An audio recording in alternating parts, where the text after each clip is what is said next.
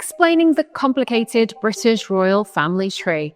In recent years, we've seen the British royal family go through enormous changes, from royal weddings and family controversies to the passing of one of the most iconic monarchs in modern history. With new faces, title changes, and an evolving public role, keeping track of who's who in the royal family can feel like solving a Rubik's Cube blindfolded. So let's untangle the branches of the royal family tree as it stands. But before we dive in, make sure to hit that subscribe button for more smart and simplified breakdowns from Eureka, your go-to source for news and current events that matter. Let's get started. Queen Elizabeth II was a towering figure in modern monarchy. She passed away on September 8, 2022 at Balmoral Castle in Scotland. Her incredible 70-year reign saw her become a global icon of stability, tradition, and duty. From wartime broadcasts as a teenager to overseeing major global shifts in the Commonwealth, Elizabeth was more than just a monarch. She was the matriarch of modern Britain. She was born to the Duke and Duchess of York, who would later become King George VI and Queen Elizabeth, later known as the Queen Mother, and was never expected to become queen. But when her uncle, King Edward VIII, abdicated in 1936 to marry Wallis Simpson, the throne passed to her father, and young Elizabeth became the heir presumptive. Her 1947 marriage to Prince Philip of Greece and Denmark solidified her image as a traditional monarch. Queen Elizabeth II and Prince Philip were third cousins through Queen Victoria. Additionally, they were second cousins once removed through Christian IX of Denmark. Queen Elizabeth II and Prince Philip's marriage produced 4 children, who in turn carried the monarchy into the next generation.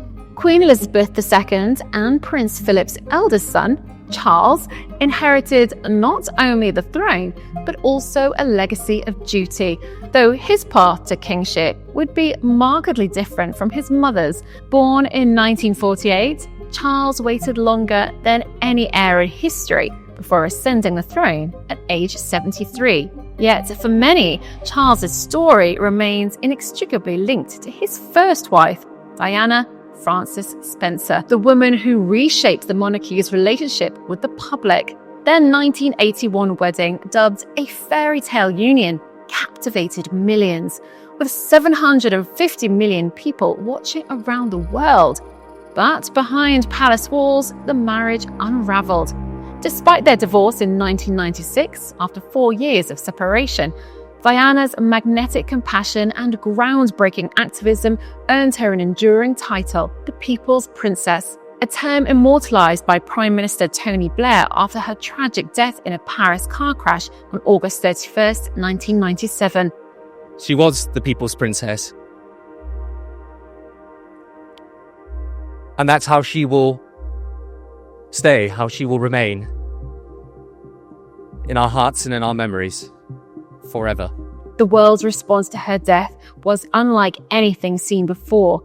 Her funeral, held on September 6, 1997, became the third most watched event in history, drawing an estimated 2.5 billion viewers worldwide. This staggering number is a testament to just how deeply loved Diana was. In the United States, over 30 million tuned in, despite the early broadcast time, and another 31 million watched in the UK, making it the second most watched event in British history, just behind the 1966 FIFA World Cup final. In 2005, Charles married Camilla Parker Bowles, a longtime companion.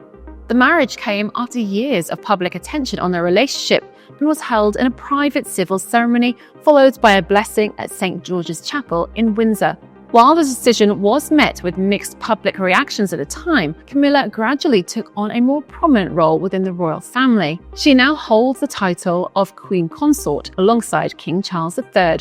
As Charles and Camilla established their roles, the line of succession turned towards Prince William, Charles and Diana's oldest child. Prince William, born in 1982, is now the Prince of Wales and first in line to the throne. Educated at Eton and St Andrews University, where he met Kate Middleton, William has long been prepared for kingship.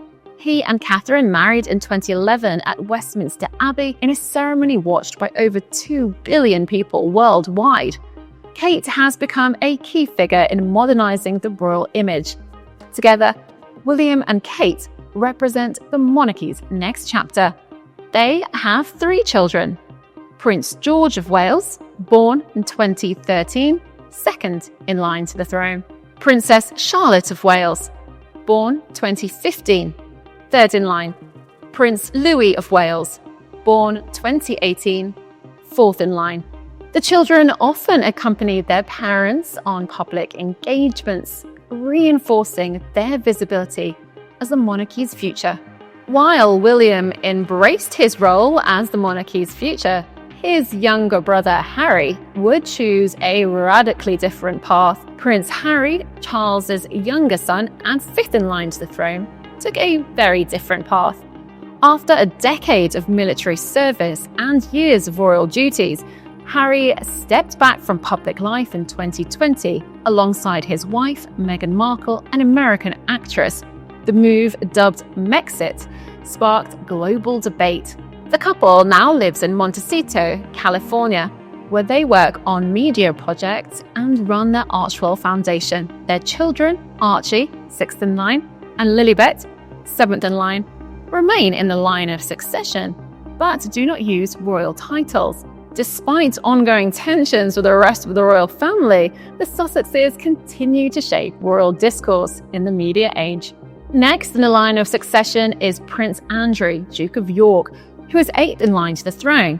Born in 1960, he is the second son and third child of Queen Elizabeth II and Prince Philip. A former Royal Navy officer who served in the Falklands War, Andrew was once a prominent working royal.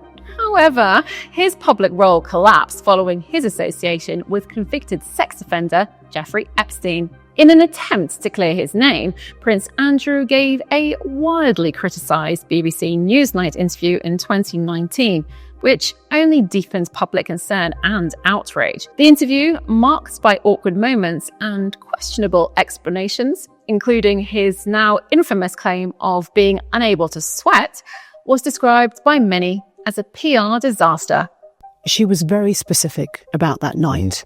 She described dancing with you and you profusely sweating, and that she went on to have bath, possibly. There's a slight problem with the sweating because I have a peculiar medical condition, which is that I don't sweat. In the wake of the backlash, Andrew stepped back from public duties, and in 2022, he was stripped of his military titles and royal patronages.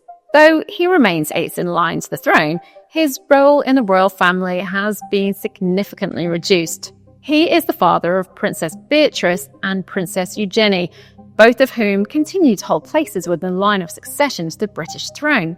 Princess Beatrice, born in 1988, and the elder daughter of Prince Andrew and Sarah Ferguson, is currently 10th in line to the throne. She is followed by her daughter, Sienna Elizabeth Mabeli Modsi, born in 2021, who is 11th in line. Princess Eugenie, born in 1990, is 12th in line, and her 2 sons with husband Jack Brooksbank, August Brooksbank, born in 2021, and Ernest Brooksbank, born in 2023, are 13th and 14th in line, respectively. Despite their father's diminished public role, both Beatrice and Eugenie retain their royal titles and remain part of the extended royal family.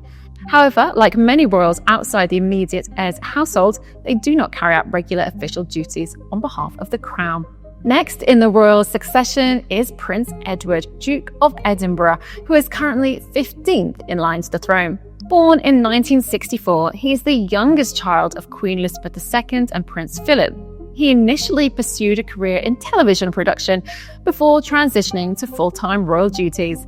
In 1999, he married Sophie Rhys-Jones in a modest but elegant ceremony at St. George's Chapel. The couple took on the titles of Earl and Countess of Wessex at the time, though Edward would later be granted the Duke of Edinburgh title after the passing of his father, fulfilling Prince Philip's long-standing wish. Prince Edward has become known for his dedication to public service. particularly through the Duke of Edinburgh's award and various youth-focused initiatives. His son, James, Earl of Wessex, occupies 16th place in the line of succession. Born in 2007, James was styled Viscount Severn at birth, in reference to the Welsh River, but assumed the title of Earl of Wessex upon his father receiving the dukedom in 2023. James has remained largely out of the public eye, appearing occasionally alongside his parents at royal events such as the Commonwealth Games or royal commemorations. Despite his lower profile, James represents the continuing legacy of the Queen's youngest son and will likely carry forward his family's commitment to public service in time.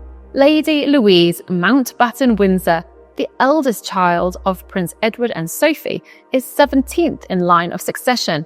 Born in 2003, Lady Louise has grown up away from the spotlight, with her parents opting to raise her without the full weight of royal expectations. However, as she has matured, Louise has been praised for her poise and intelligence, notably stepping into view during family occasions such as Prince Philip's funeral and Queen Elizabeth II's Platinum Jubilee. She's also a skilled equestrian, a passion she shared with her late grandfather. Though she does not currently hold the title of princess, Louise may choose to take on a more prominent royal role in the future, depending on how the monarchy evolves. Following Louise is Princess Anne, the Princess Royal, who is 18th in line to the throne. Born in 1950, Anne is Queen Elizabeth II's only daughter and has long been admired for her unshakable work ethic and no-nonsense attitude. Frequently cited as the hardest working royal, Anne has represented the monarchy at thousands of engagements,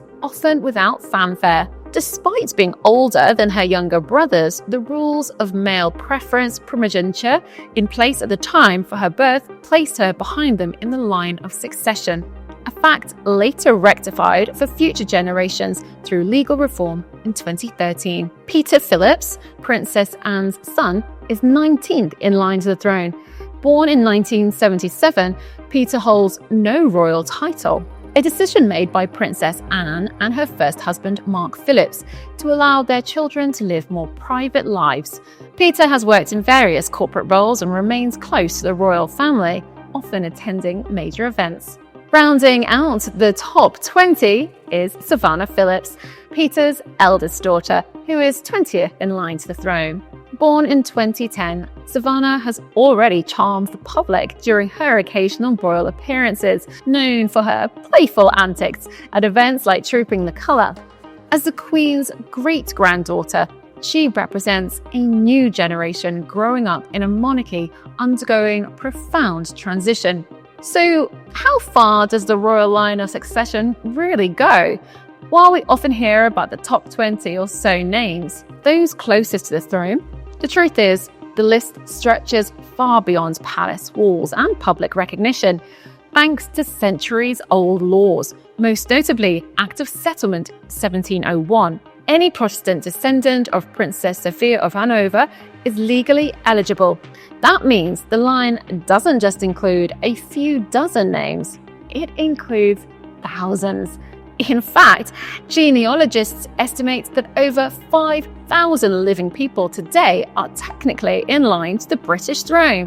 While only the most prominent figures are ever listed or known to the public, the full succession tree includes distant relatives, foreign nobility, and people living ordinary lives across Europe and beyond. Reforms like the Succession to the Crown Act 2013 have made the line more modern and fair, ending male preference and lifting restrictions on marrying Catholics. Yet the foundational rule remains: the monarch must be a Protestant descendant of Sophia of Hanover. So while King Charles III reigns today and Prince William awaits his turn, the line of succession is not a narrow staircase. It's a sprawling family tree that reaches across continents and generations.